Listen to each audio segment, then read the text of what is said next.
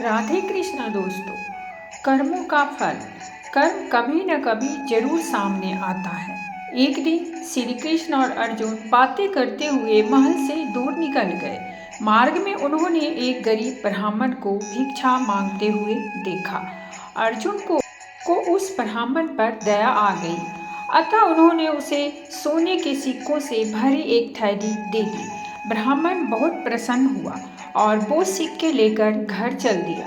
जंगल के रास्ते में उसे एक चोर मिल गया जिसने उसके सारे सिक्के लूट लिए। ब्राह्मण बहुत दुखी हुआ, मेरा भाग्य ही खराब है, यह कहता हुआ और भाग को कोसता हुआ ब्राह्मण पुनः भिक्षा मांगने आ गया। अगले दिन जब अर्जुन और कृष्ण उधर से गुजरे तो उन्होंने फिर से उस ब्राह्मण को भीख मांगते देखा। वो उसके पास पहुँचे तो उन्हें चोरी की बात पता चली। अर्जुन ने फिर से उस पर दया करते हुए उसे एक बड़ा सा हीरा दे दिया। ब्राह्मण घर पहुंचा। उसने हीरा एक पुराने घड़े में रख दिया जिसका प्रयोग नहीं होता था और सोने चला गया। अगले दिन ब्राह्मण के उठने से पहले उसकी पत्नी पानी भरने नदी की ओर गई। पानी भर के लाते समय उसके हाथ से घड़ा फिसल कर गिरा और टूट गया। ब्राह्मण की पत्नी को याद आया कि घर में एक पुराना घड़ा है जिसका प्रयोग नहीं होता। उसने सोचा क्यों ना उसी में पानी भर लाया जाए। वो घर आई, घड़ा उठाया और वापस पानी भरने चल दी। नदी में जब उसने घड़ा डुबाया तो हीरा घड़े से निकलकर पानी में बह गया। जब वो घर आई तो उसने देखा ब्राह्मण पूरे घर में कुछ खोजता फिर रहा है। ब्राह्मण ने जब अपनी पत्नी के हाथ में उस घड़े को देखा और घड़े में सिर्फ पानी भरा देखा तो वह समझ गया क्या हुआ होगा। हताश निराश ब्राह्मण पुनः अगले दिन भीख मांगने उसी स्थान पर पहुंच गया। संयोग की बात है कि अर्जुन और कृष्ण कहीं से लौट रहे थे। उनका ध्यान फिर उसी ब्राह्मण की तरफ गया। उत्सुकतावश वो उसके पास पहुंचे और उससे पूछा कि अब आपको भीख मांगने की क्या आवश्यकता पड़ गई। ब्राह्मण ने फिर अपनी कहानी सुनाई। उसकी दुर्भाग्यपूर्ण कहानी सुनकर अर्जुन श्री कृष्ण से बोले, इस आदमी की किस्मत में सुख समृद्धि लिखी ही नहीं है। मुझे नहीं लगता अब मैं और इसकी मदद कर पाऊंगा। श्री कृष्ण कुछ बोले नहीं, बस उन्होंने उस ब्राह्मण को 2 पैसे दिए। ब्राह्मण ने वो पैसे लिए और घर चला गया। ब्राह्मण के जाने के बाद अर्जुन बोले, जब मेरे इतना सोना हीरा देने के बाद भी उसका भला नहीं हुआ तो आपके दिए 2 पैसे से उसका क्या भला होगा। श्री कृष्ण मुस्कुराए और बोले, देखते हैं क्या होता है। ब्राह्मण अपने भाग को कोसता हुआ घर जा रहा था। रास्ते में उसने एक मछुआरे को देखा जो कि एक ताजी बड़ी मछली पकड़कर ले जा रहा था। मछली उसके जाल में फड़फड़ा रही थी और छूटने के लिए प्रयास कर रही थी।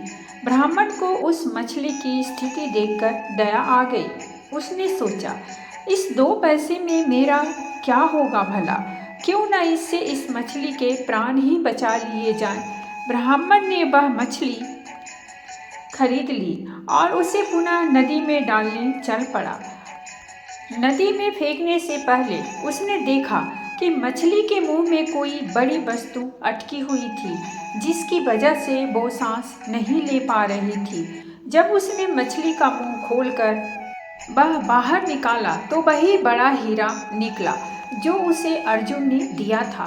ब्राह्मण हीरा पाकर खुशी से चिल्ला पड़ा, देखो देखो, मिल गया, मिल गया, आखिर मुझे मिल ही गया।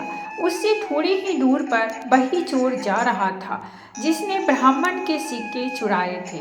उसने जब यह आवाज़ सुनी और ब्राह्मण को नदी की तरफ से आते हुए देखा तो चोर डर गया।